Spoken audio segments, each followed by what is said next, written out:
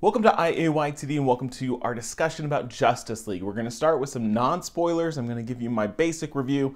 Then we're going to have a little bit of a spoiler section for those of you that have seen the movie. So let's start off spoiler-free. What did I think? Here is what I liked about Justice League. Wonder Woman, great.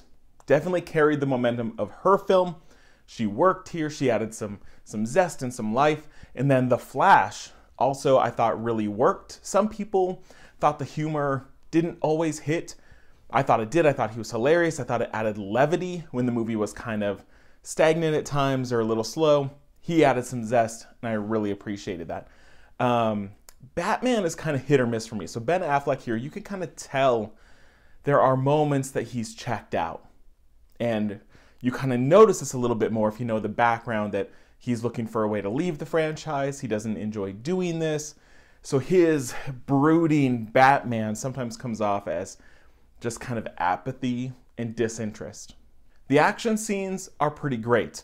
This is a Zack Snyder film, at least for the most part, and so a lot of these scenes are outlandish and ridiculous and crazy, and it mostly works. If you liked the action in Batman v Superman and in Wonder Woman, to some extent, this very much resembles that. Then I also appreciate that we got some kind of peeks at the past and some kind of other, some historical stuff about this DC world, since we're a lot has already happened. And so now we're able to look back and see some really cool Easter eggs about things that have happened a long time ago to give us some context. I thought that was really cool. I thought the Easter eggs were really interesting and made me hopeful for the future of what's coming next. So now, let me tell you what I didn't like about Justice League. Cyborg didn't work for me. I thought his trying to be kind of mechanical came off as no personality. He was kind of boring to watch. And then the CGI for Cyborg, his body looked fake all the time, and then his face looked fake most of the time. I don't know why they didn't do a practical effect, just like a faceplate prosthetic that would have looked a little more real than what we got here. Almost every time he was on screen, it was super distracting. And then while I like what they were trying to do with Aquaman, I don't think they gave him the attention that he needed, because he came off as really one-dimensional. Everything was just kind of this, macho, like, I don't care, I'll fight, whatever, attitude. And then the only bit of backstory we get is like a line or two that I understand because I know the source material, but the casual viewer would be like, what are they talking about? So I don't think they explained really who he was, what he can do. They made jokes about talking to fish, but they never really did say what Aquaman can do. So they just didn't give him enough time. And part of that is the movie's only 2 hours. And that was a mandate from Warner Brothers and DC saying, has to be 2 hours max. And I feel like another, even half hour could have benefited some of those characters and given us more time with them. Then my last big complaint is that there just felt like there were a lot of missed opportunities. I wanted moments where I was like, yes, or like, whoa. And there were a few that I'll talk about in the spoiler section, but I wanted more moments. They would be on screen together doing something, and I felt almost nothing. That there wasn't the punch I wanted, and I don't know why. I can't pinpoint if it was the writing, if it was visuals. I couldn't tell what it was, but I felt apathetic in moments when I should have been like, wow, this is the Justice League. And I didn't get that moment. So that took away a little bit from my experience. So overall, I thought the movie was fine. It didn't have the punch that I wanted. And I wanted this movie to be good. People in the comments are going to say I'm a Marvel fanboy. I do a lot of videos about Marvel, but I love DC too. I don't know as much about DC, so I don't do as many deep dives into DC. But I wanted this movie to be good. And I wanted this movie to trigger a whole bunch of new franchises and movies, and I don't know if it's going to. I think after this and its critical reception, they might shake things up again. I don't know if we'll ever see the Cyborg solo film that we should have maybe gotten. So with that in mind, there were things that I liked, there were things that I didn't like, so it tends to fall right down the middle, so I'm going 3 out of 5. This is not a bad movie. A lot of you will really enjoy it. But there are lots of missed opportunities and things that didn't work. And I don't know if I could get it to a 4, which is like, this movie's good. I don't know if I could say that to people. This movie was fine. It was good. So I'm going 3. So now we're going to go into spoiler discussion. So leave the video if you haven't seen Justice League. And let's talk about what happened. You have 5, 4. Okay, so let's talk about spoilers.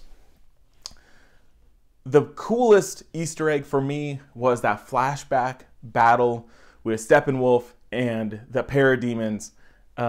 Super interesting, and there were the Green Lantern. You know, at least one. I think we might have only got one. That was awesome. And then we saw something that I think was maybe Shazam, like maybe the wizard who gives Shazam their powers, or maybe it was a Greek god. I couldn't figure out who it was, but there was like lightning. I don't know quite what that was, but that battle was really, really cool.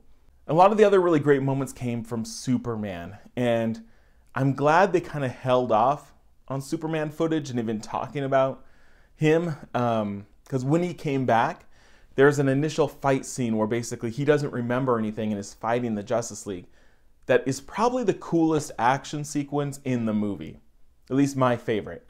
And the moment with the Flash, that Superman kind of looks at him, and you're like, oh, like everyone in the theater at that point was like, oh, and it just kind of took our collective breath away. I loved moments like that.